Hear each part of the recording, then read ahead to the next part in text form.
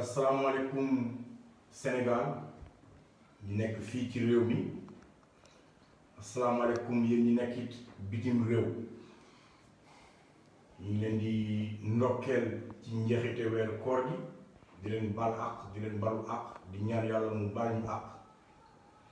di ndokkeel it suñu mbokk waa jàngu bi ci fête boobu ñuy wooye Pentecôte di massa coono sénégalais yépp ñi mbas mi laal ñi mu laal seen mbokk moo xam fii ci réew mi wala it ci bitim réew di gërëm ñi nekk ci mbirum wér ak wérle maanaam ñi yore mbirum paj mi ci seen njàmbaarte bi mbas mi tàmbalee léegi seen xarañte bi mbas mi tàmbalee ba léegi di wax que ne incha allahu rabbi ni ki semaine bii ñuy dugg mardi wala mercredi Y'en a marre dana amal ab ndaje ak taskati xibaar yi ngir waxtaan ci bilan en tout cas bi mbas mi ñëwee léegi li fi am ndax umpalewu leen ne bi mbas mi ñëwee léegi Y'en a marre daf ci jël ay responsabilités def ci ay jéego yu fasantiku jël ci responsabilité nit engagé wu ci ay mbir yu bëri kon nag laaj na buñ tollee ba jimi jamono ñu taxaw seetlu def ab bilan boole ko it li ñu seetlu ci ay manquement ci lu jëm ci côté nguur yi ci mesures yi mu jël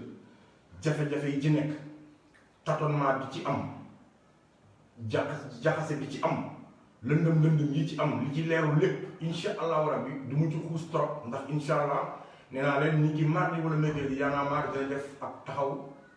daje ak taskati xibaar yi pour mën cee gën a yaatal waaye li wundu tey sama waxtaan ak yéen muy mbégte lool ndax gëjoon nañ jano mooy ne rek dañu seetlu Sénégal dañu am justice boo xamante ne ni justice à deux vitesses la waaye ñun Sénégal kañ lañuy am justice bu fi nekkal askan wi kañ lañuy am justice bu ñu yaakaar wóolu ko mu nekk fi di aar ak dimbali ak àq ak yelleefu ki nga xamante ne amul tur ki nga xamante ne bokkul parti au pouvoir ki nga xamante ne sénégalais lambda la donc mu nekk rêve boo xamante ne nguur gi fi ne tey daf ñu ko jaay ci campagne Macky Sall daf ñu jaay une justice indépendante daf ñu jaay une justice bu ànd ak équité daf ñu jaay une justice boo xamante ne dafay rompre ak pratique yi ngi fi yàgg xam muy une justice qui est là à la solde de l'exécutif mu nekk ab yet bu ñu téye di dóor saa bu leen neexee ki nga xamante ne moo bokk ci ñoom wala muy baadoolo bi wala muy doomu sénégalais bi lambda waaye di protéger ak a may ay mbir yu mu may sénégalais bi simple bokkoon na ci li tax sénégalais yi fal ko waaye ba mu faloo ba léegi bu ngeen fàttalikoo naka 2014 la Y'en a marre njëkk a taxaw ne yoon a ngi jéng boobu ba tey dara soppeeku ndax dama bugg ñu wax ma rek fan lañu teg koo xamante ni danga jël lu toll ci ay milliards muy billet yu baaxul ñu tuddee ko faux billet nga injecté ko ci économie réew ak faux billet li muy def ci économie réew nga injecté ko fa mu yàq économie réew mi muy mbir moo xamante ne nii suuxal na suñu Sénégal kookee nga jàpp ko may ko liberté provisoire ñeneen ñu am tur ñoo xamante ne siiw nañu moo xamante ne sant lañ am wala ora lañu am nga jàpp leen bàyyi leen ñu demaat toog seeni kër parce que lan wàllu nguur gi lañu féete wala ñoom daal am nañ tur wala am nañu sant nga may leen yooyu liberté mu demee ni que Thione Seck mu demee ni que Bougazelli ak ñeneen ñi mu mënul lim nga bàyyi leen ñu dem toog seen kër ñoom di yaataa yumbe nga ñëw teg say mesure ne yow man de mesure yi ma teg mooy dama aaye ndaje dama aaye léegi dama aaye sénégalais yi bu ñu toog dama aaye sénégalais yi bu ñu sax pratiquer seen ay seen religion parce que bu ñu dem ci jàkka yi bu ñu dem ci église yi bu ñu dem def na en tout cas pratiquer seen diine sénégalais yi ci leen seen grande majorité nangu ko mu am ci ay sénégalais yoo xam ne nii ñoom nanguwuñu ko ñëpp gis ko ñëpp seetlu ko waaw ñu am suñu benn frère ci muy suñu camarade Abdou Karim Gueye ñu gën ko xam ci Karim Xrum Xax génn na leen bàyyi leen nit ñi ñu julli ndax seen mesure la boo xamante ne 2 poids 2 mesures la ñenn na ko appliqué ñeneen ñi appliqué wuñ ko pourquoi ngeen dem ba di ci jàpp koo xamante ne nii moom xalifu këru diine la à lew na ngeen jàpp ko buntu xaxatal ko xoqatal ko ngeen jël Karim moom mooy tëj ko parce que dafa wax ne nañu ibbi jàkka yi li gën a incohérent ngeen tëj ko moom kaso ba pare ibbi jàkka yi ibbi église yi waaye ñuy laajte léegi la cohérence ana cohérence nguur gi ci ay démarche lan moo leer ci boobu démarche koo xam ne daf na la ibbi jàkka yi nit ñi julli ibbi église yi nit ñi dem pratiquer seen diine xëy na amaana sax boo ko ibbee ci Sénégal ci seen ngëm-ngëm nit ñi mun nañu ñaan ba mbas ñu yàlla musal ñu ci on peut être d'accord ou ne pas être d'accord ak la forme bi ko xëy na Karim waxee on peut être d'accord ou ne pas être d'accord waaye lam la wax moom tax nga bàyyi ko moom nga def ñu tey jàkka yaa ngi julli ibbi ngeen jàkka yëpp waa kon moom lan lay def ci kaso bi te nga bàyyi koo xamante ne nii truand la sàcc la yàqkatu réew la injecté ay milliards de faux billets ci réew mi ngeen may ko liberté provisoire pour des raisons de santé ngeen bàyyi Hissène Habré mais pour ces mêmes raisons de santé Abdou Karim ñu leen ko téye bu ñu demee ba ku mel ni Assane Diouf bi ngeen koy libéré la fois dernière da ngeen waxoon ne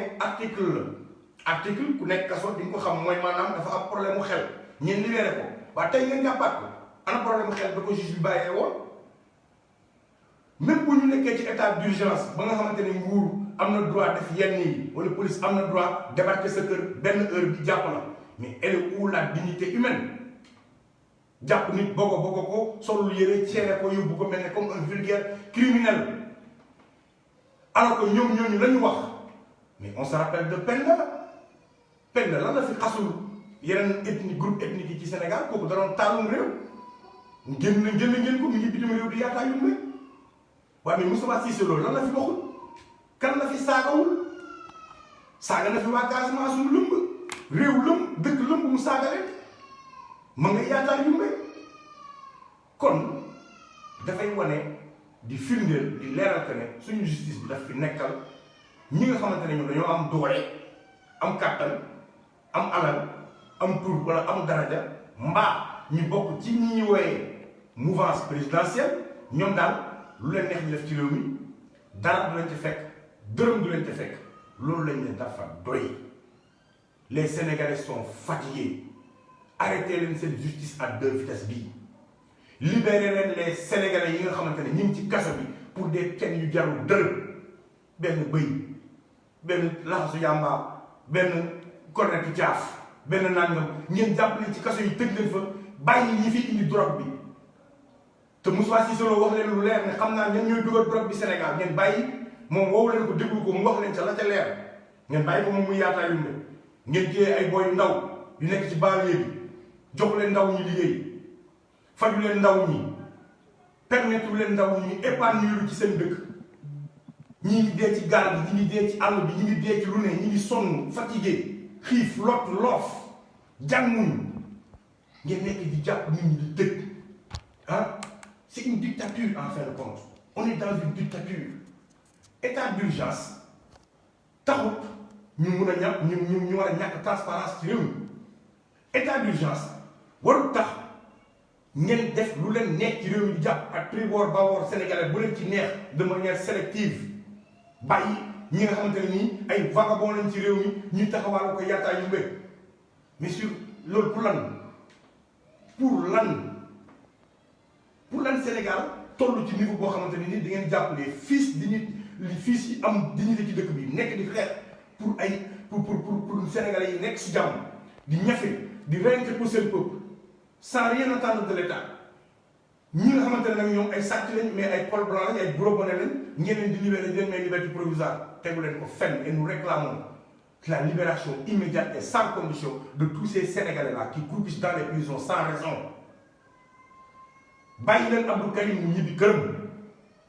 bàyyi leen Assane Diouf mu ñibbi këram respecté leen Sénégalais yi soit la justice elle est là pour tout le monde soit ngeen xool lu ngeen def mais bu ñu nangu ngeen jàpp suñu justice bi di ko foyee def ko seen yettu foykaay bi dóor ku leen neex ak jàpp ku leen neex saa su leen neexee ak nu mu leen neexee tegu leen ko ci yoon tegu leen ko ci yoon maintenant Sénégalais yi nag lan la ñuy def ñoom qu'est-ce qu'on va faire ñun baadoolo bi li ñuy def ñun ñu bokk ci nguur gi li ñuy def mais on est menacé chaque jour que Dieu fait sa bakkan ngi ci xottu gerte sa bakkan ngi ci xottu gerte sa life yaa ngi ko tayle on est dans un pays où les gens n'ont plus le droit sëqat kenn amatul droit wax kenn amatul droit ñaxtu kenn amatul droit yow wax li la métti ci réew mi mais fan la ñu nekk c'est une dictature qui ne dit pas son nom il faut que ça cesse mun leen ñu promettre bons et merveilles nit ñi fal leen teg leen ci réew mi boobu ba léegi ngeen xokkatal askan bi leen fal président Macky ku la waxul ne Sénégalais yi sonn nañ nax na la les Sénégalais en ont marre en ont ras-le-bol de cette situation là du ma sori trop ci gestion Covid bi parce que nee naa leen yaa marre dana ci ñëw incha allah nit ki semaine prochaine pour def ci conférence de presse bu yéey yaatal ko mais li ma ci mën a wax kas néew mooy que ni gis nañ manquement yi constaté nañ manquement yi police bi def na ay jéeya ñaawlu nañ ko xoolal ma daam bi ñu jàmbal fële ca Cap Skirring ñaawlu nañ ko xoolal ma gone gi ñu fiir dem ca Kaolack ñaawlu nañ ko mais li ko waral mooy manquement li ko waral mooy manque de professionnalisme li ko waral mooy tâtonnement li ko waral mooy xamul état bi xamul fan lay dem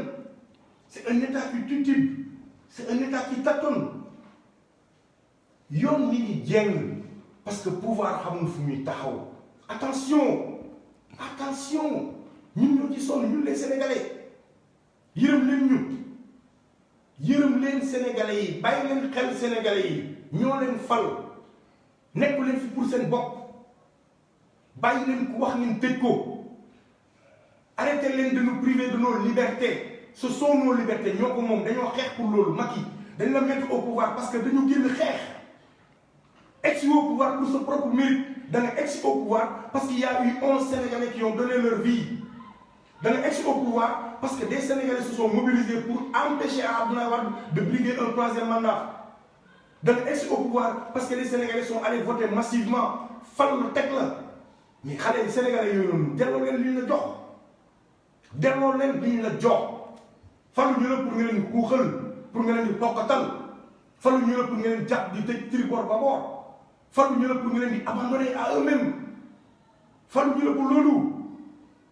cette gestion ci Covid bi mais kenn xamul lan la def sa palais comme marché recevoir tous les Sénégalais mais pour la forme sans les écouter wala boog tu les as écoutés sans les entendre pour def la neex teg la neex fin bi la nga bëggoon def nga def fi mu mujj mooy ci gilaawaare la ñu indiwaat ci looxoor la ñuy dugalaat ñun Sénégalais bi ñooy sonnaat ñun Sénégalais bi ñooy empathie ñun Sénégalais bi ñooy souffrir ñun Sénégalais bi nga jàppaat di tëjaat ci kaso yi bàyyi les gros bonnets foo ko teg fan ngeen ko teg yéen fan ngeen teg Sénégalais dootul wax Sénégalais amatul liberté tant que mi ngi féetee beneen boor mais tant que mi ngi féetee ci yéen lu ko neex moom mun na ko def fu mu neex mun na taxaw du mujj fenn du dikk fenn loolu la ñu wax ne il faut que ça cesse laissez notre justice indépendante bàyyi leen suñu justice bi ngeen di foye bàyyi leen suñu justice bi ngeen jël def ko seen instrument jàpp Sénégalais yi ci dóor ak tëj ak xoqatal ak tiital ak matital loolu dootul jàll bàyyi leen li ngeen di def pensez aux Sénégalais ñoo leen fi fal ñoo leen fi teg pour ngeen régler seen ay questions pas pour ngeen nekkal fi seen bopp pas pour ngeen nekkal fi seen bopp ci lu leen neex li ngeen di gérer réew mi kenn amul lan la dara doxul ci Sénégal tâtonnement bu dul jeex dara rien de bon n'a été fait kan moo mën a wax dara lu baax lu nga xam ne gis nga ko ci Sénégal ci ni muy doxee mais dara les Sénégalais sont fatigués mais franchement les Sénégalais en ont marre nit ñi dañuy sonn may leen nit ñi jàmm mais may leen nit ñi taw féex président Macky Sall nous exigeons la libération de ces Sénégalais-là qui croupissent dans les prisons ci ay fautes yu banal bu fekkente ne da ngeen di may ay liberté provisoire ñaka yeyoo mooy au moins ces Sénégalais-là qui sont là qui se battent pour leur pays pas ces Sénégalais-là qui tuent l'économie du Sénégal wala ces gros bonnets-là qui s'en foutent des Sénégalais mais nekk ci lu leen neex def lu leen neex triboor baboor sàcc askanu réew mi ñëw toog jàpp sa njàmbur liwal ay milliards toog ne faax luwal ay milliards di yaataayu ba ci réew mi mujjul fen ñaata lañ ci mën a lim duñ ci répété chaque jour ñu wax leen ko chaque jour ñu fàttali leen ko ah ce pouvoir mi ngi abusé ci fonds ak deniers publics yi def ngeen ci loolu leen neex parce que leen ko nu mu leen neexee te mujjul fenn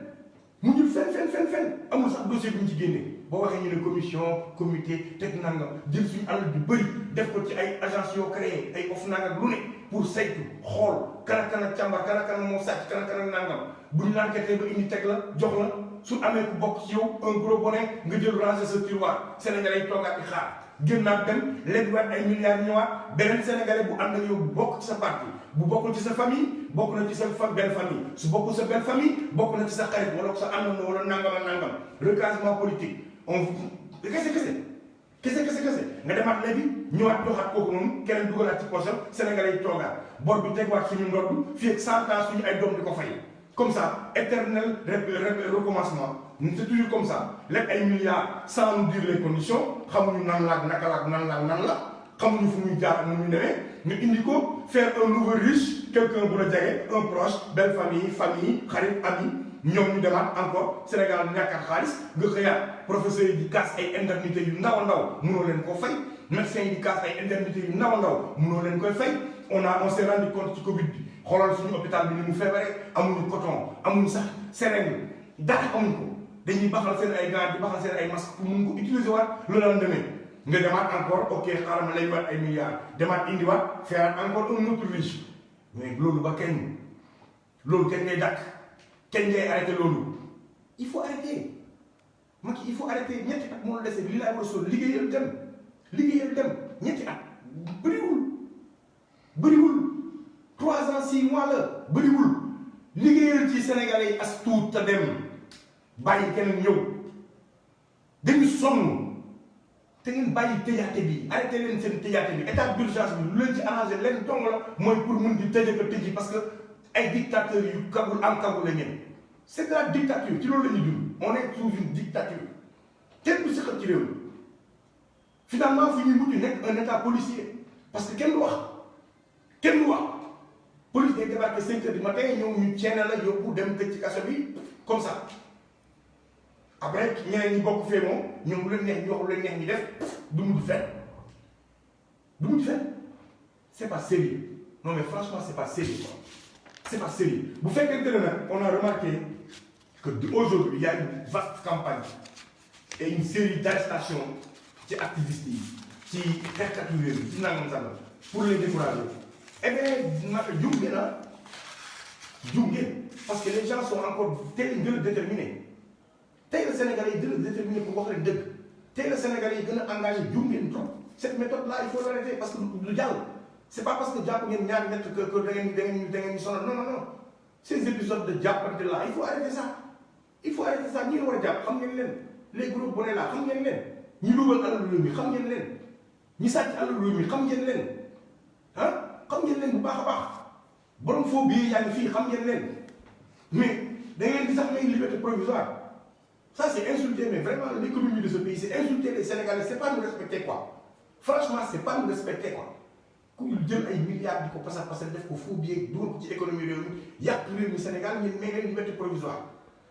un fils digne de ce pays toog di xeex pour son pays di xeex pour sa nation ngeen jàppale ñoom tëj ci kaso bi pourquoi parce que nee ngeen xaw ma wax nañ ne wax bu dee ay wax la rek nañ ci dem kan moo waxul li bon ci Moussa Cissé Lo lan la waxul pen na moomu noonu bokk ci yéen lan la fi waxul kenn et j'en passe des gens qui insultent des ministres qui insultent nit ñi di wax nit ñi lu leen neex fu leen neex nu mu leen neexee mujjul fenn mais les Sénégalais lambda ñoom ñooy souffrir quoi il faut que ça cesse arrêtez ces pratiques là et nous réclamons la libération immédiate de nos frères yu nekk ci kaso bi ñi nga xamante ne nii da ngeen leen jàpp de manière arbitraire te tegu leen ko fenn lu dul ne ay dictateur ngeen tegu leen ko fenn lu dul ne bugg leen ko wax ci dëkk bi muus du fi naanee ñeex waaye bi yow nga xam ne loolu mënuñoo tere wax mënuñoo tere kaas on est tous Abdou Karim on est tous Assane Diouf et bu ngeen téye ñu leen on sera keneen bu ngeen téye keneen on sera keneen bu ngeen téye keneen on sera keneen ba keroog ngeen di xam ne Sénégal kenn du fi foyee kenn du ñu foyee duñ ko nangu arrêté leen du ma guddal nag dama leen di jox di daje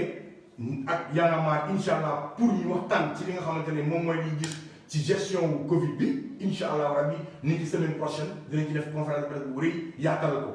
man mii ca maa leen di jox dox daje suba suñu frère Ousmane Tounkara bu New York moo ñu invité ci live am dinañ fa dem incha allah rabbi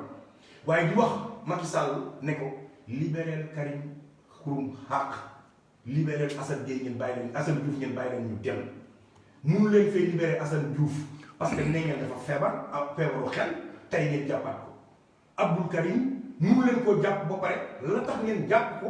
ngeen pratiqué ko yow nee na da ngay libéré leen ibbi leen jàkka yi ngeen ibbi jàkka yi ba tëj ko wax c'est incohérent.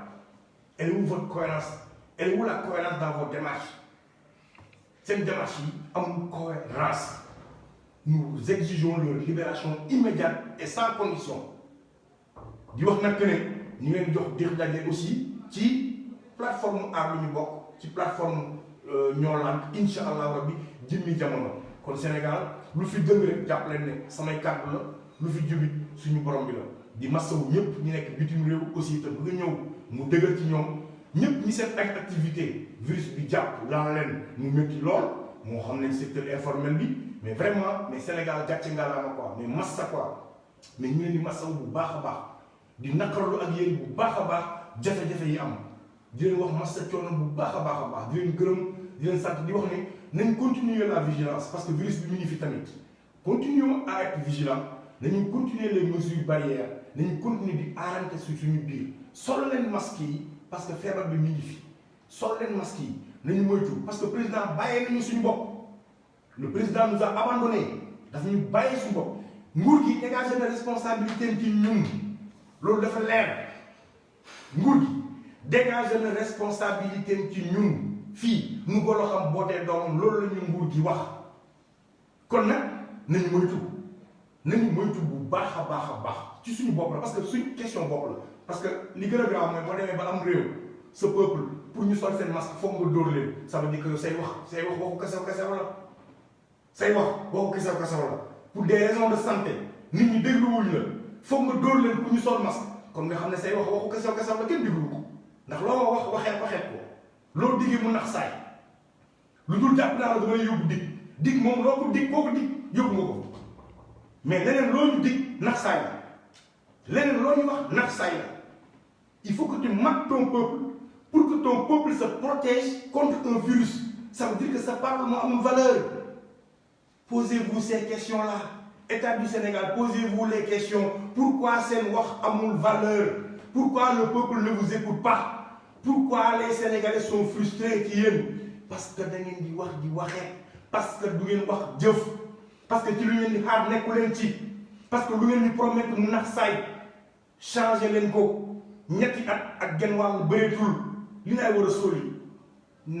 si nguur gi lañ gisee lu ne ay mbas ak lu ne mbas moom ca peste lañ bëgg a jëm dégg mais nguur bu baaxul wala gestion bu jaxul lu ne nga ciy dégg mbas moom ci nguur gi lañ ko doon xaar parce que ci la mën a amee lii musiba baaba kumbal vraiment Sénégalais yi sonn nañ kon nag maa ngi jox dig daje Sénégal di jégalu di wax ne gars yi incha allah redoubler de vigilance yàlla mën nañoo saafaraal feebar bi ci lu gën a gaaw ndax fu ne nii nu gën a xam woote ba moom loolu la ñu nguur gi wan jox leen di daje suba ci laay bu Ousmane Tounkara di jox di daje ak Y'en a marre incha allah ñu ci semaine prochaine libéré Karim Xurum Xax libéré Assane Diouf loolu mooy dëgg te ngeen bàyyi seen caaxaan bi Sénégal jaa ngeen jëf wasalaam jaa ngeen jëf.